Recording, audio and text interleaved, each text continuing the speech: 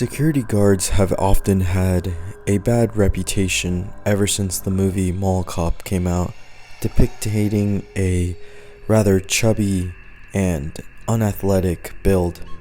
But I can assure you, they are some of the most bravest people out there, doing the jobs that nobody else wants to do. Sure, it may be easy, but would you really go around a dark and empty building patrolling in the middle of the night? The story I'm about to tell you happened in just the right circumstances that I mentioned.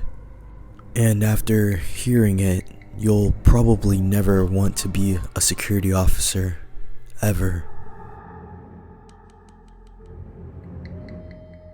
It had been raining all day, and I started my shift around 2 p.m., and I was supposed to be there until midnight. The way that this job worked is even if it was time for me to clock out, I would still have to wait for the next officer to come relieve me from my duty. So if he was late, that was a bit of a nuisance. Throughout the day, nothing crazy happened. It was just another typical, normal, boring day of doing nothing with my hourly patrols here and there. Like I mentioned before, this was a relatively easy job, and every hour all they asked for was that we patrolled the whole interior and exterior of the building we were stationed at. Around 11:55, I started packing my things, assuming that my reliever would be here any moment now. But by 12:15, he still hadn't arrived yet, and I was starting to get worried as I wanted to go home after a long and boring day. So I used my walkie-talkie and phoned HQ to see if there was any word on why he was taking so long, or if he had called in or anything. So, very annoyed, I just kept on waiting, and around by 12:45, I got a notification by HQ saying that he would be arriving 2 hours late and that I needed to stay there.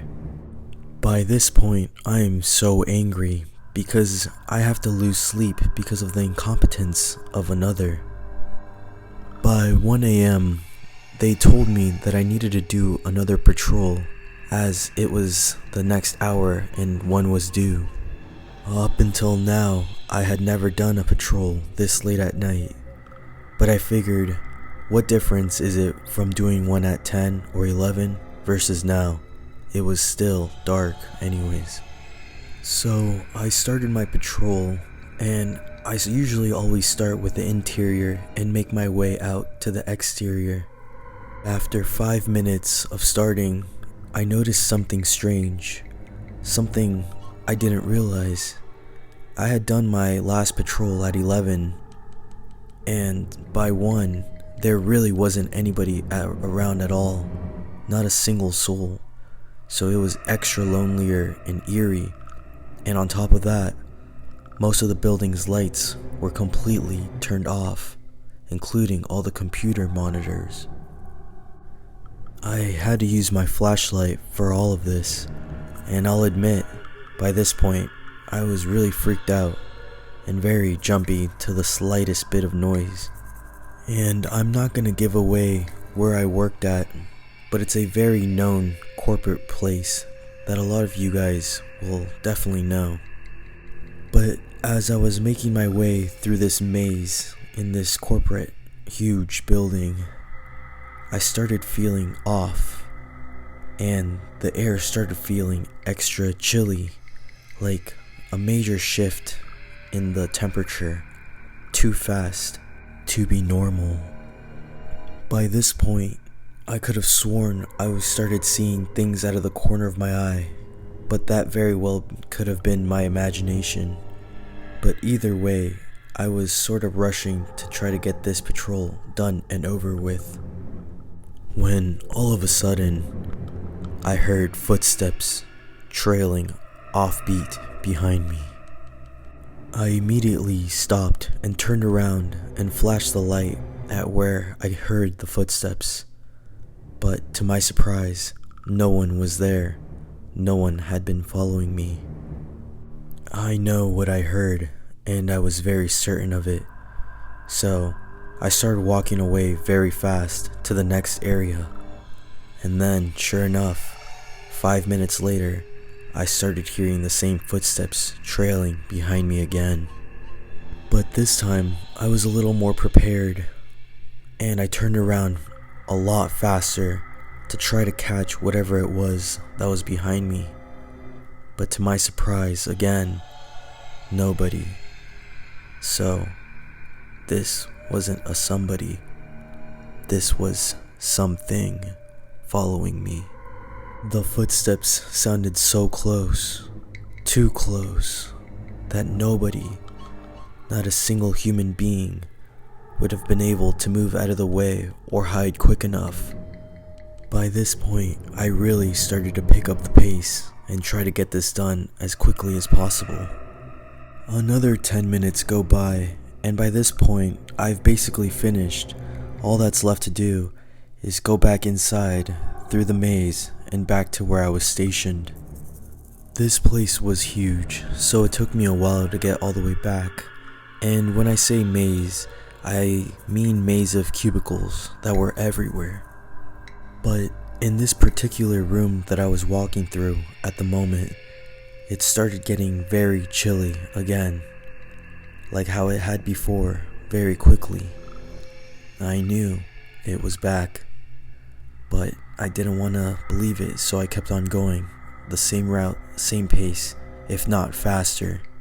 And then, as I turned the corner over this pillar that had been blocking my eyesight, from afar, I see a computer monitor turned on.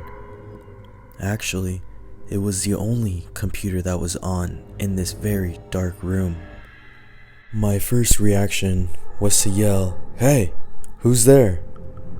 As I started to approach the person, I could start to clearly see it was a woman, and they looked like they were working on something on their computer in front of them. Once again, I was asking who was there and what they were doing at this time of night here. It was closed.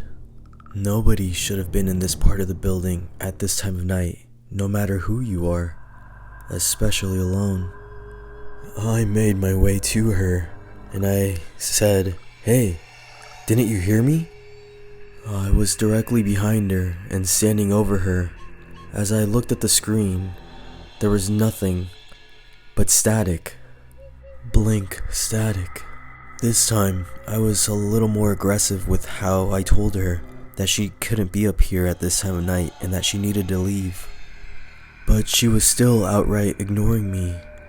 So then I start to get more physical, and as I'm about to place my hand on her shoulder to try to get her attention, she stands up on her own and doesn't say a word. She then slowly turns around to face me, but throughout this whole process, her head is just looking downward, not making eye contact with me at all. But then, she slowly reveals her face, and to my horror, my heart sank to the pit of my stomach. What was she? I looked into her eyes, and all I could see was an empty, hollow void of darkness. No whites in her eyes, no pupil, nothing. Just empty. She then whispered some haunting, chilling words that I'll never forget.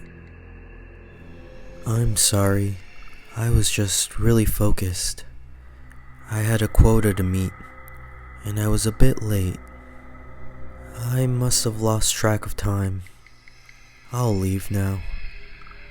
And with that, she turned around and started walking away as I stood there, frozen in fear.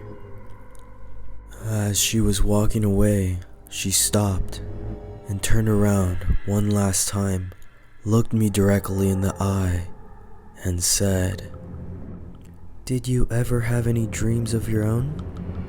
Do you really plan on working here forever?" After that, she just vanished, and I stood there, still frozen in fear, so close to just wetting my pants. I couldn't move. That was the scariest encounter I've ever had at this job. I quit the next day, and I don't regret it in the least bit.